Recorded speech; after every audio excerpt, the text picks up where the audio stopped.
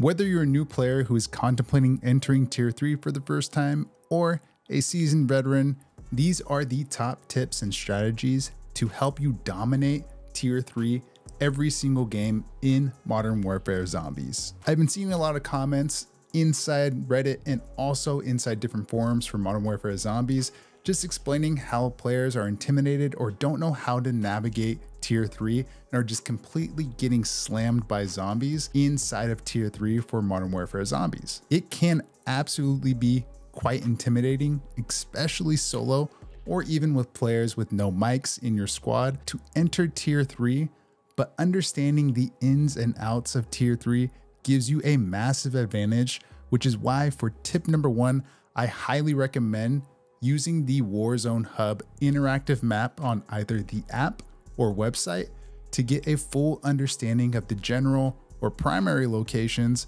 so you know Tier 3 before even entering into it. Warzone Hub is also a great resource in Modern Warfare Zombies in helping you find items. Some of these items are locations that are required for certain missions, as well as Easter eggs, including the secret vault that's located on the map, and also the location of all the USBs that are needed for fighting the Red Worm. One other great feature is if you are doing camo grinds, you can absolutely use this while playing the game in order to keep track of what is needed in terms of challenges when completing camos for a particular weapon.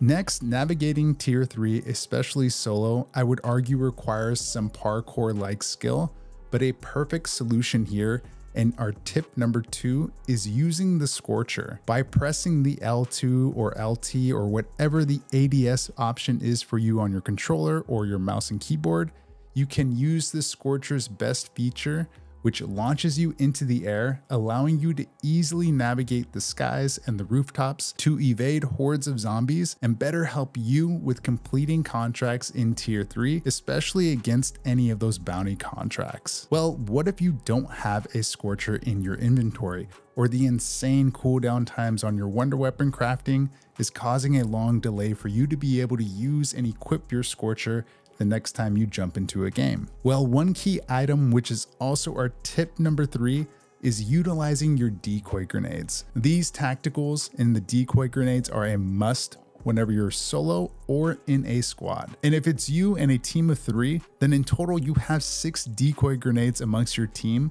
to use at your disposal. Decoy grenades are key in keeping zombies from overwhelming you and your team, and they can also be refilled at any ammo crates, which are usually near locations that contracts tend to be at inside of Tier 3. And typically there are around 3 ammo crates that you can use to refill your decoy grenades or any tacticals at any time inside that zone. Now, as you get familiar with Tier 3, you will understand where those high value loot crates tend to spawn. And I'll give you a not so big secret. Majority of them tend to be on the rooftops, making the Scorcher that much more important. But why is this important to know? So it's no surprise being solo is a tough task for newcomers, especially when completing contracts. But in every game, at least 2 Sentry turrets are in Tier 3. And to activate those turrets, you need a circuit board, which usually almost can be found in these high value loot crates. And this leads us to tip number 4. Use those Sentry circuit boards, especially if you are solo, to help you easily survive and dominate Tier 3 and its contracts. These circuit boards are the absolute meta in this game mode. And speaking of meta, there are absolutely weapons and builds out there that make Tier 3 that much easier to venture into. And for tip number 5, you will want to make sure you are capitalizing on these weapons, since some of them offer significant advantages once pack-punched. So for example, the Lockwood 680 shotgun. When attaching the Lockwood Defender barrel, this gives you 10 rounds as opposed to the 4 or 6 rounds you'll get with other barrels.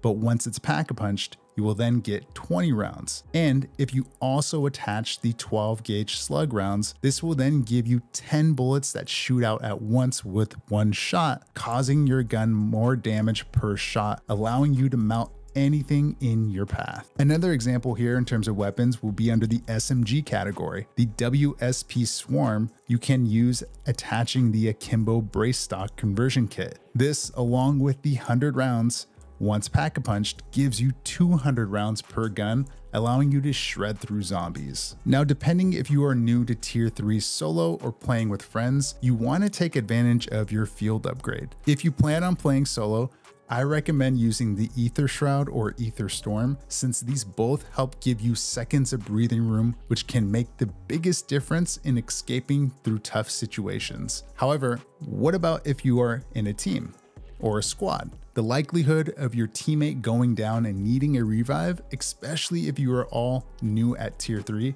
is very high.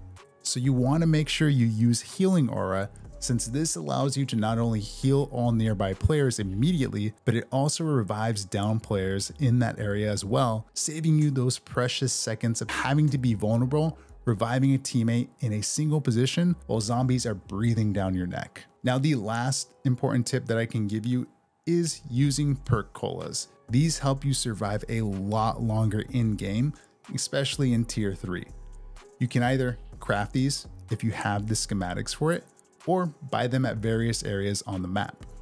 Or you can capitalize on buying them all at once if you have enough essence at the Wonder Fizz machine inside of tier 3. But the main perks that help you survive tier 3 are going to be Speed Cola, Juggernog, and Stamina Up. And I would argue, based on the experience of your teammates, Quick Revive is also very useful in case you do need to heal somebody in a bind. And here is a bonus tip. Do not be afraid to use the game chat as your friend. If you go down or are in a tough situation in tier 3, use the chat, let people know you need a res, but most importantly, let them know where you are on the map so they know where to res you at. If you just enter in there, hey, I need a res, that's great, but they're not gonna know where to go, because if you plea for help, the plea for help notification only appears to other people on the map once they are within a certain distance of you. So if there's nobody in tier 3 when you go down, then the likelihood of somebody seeing your plea for help is gonna be very unlikely. But be aware of the players in your game. There could be players that may not be as brave to go to tier 3 to help you out, but in some cases there may be other players who are just doing camo grinds or farming XP that will be willing to jump into tier 3 to give you an assist. And that is my secret sauce in dominating tier 3. If you are new and utilizing these tips, you will find your navigation in tier 3 much easier. And if you are an experienced Modern Warfare Zombies player, let me know your best tips that help you survive tier 3 down in the comments to share with this community. And if you made it this far into the video, do me a huge favor, go ahead and smash that like button and sub to the channel if you are new to unlock the mayhem and get videos just like this. And if you want to see what it looks like to navigate tier 3 with absolutely no weapon at all, go ahead and click on this video on the screen so you can see the items tier 3 has to offer and give you a little bit more proof that you can actually survive without any weapons in the game.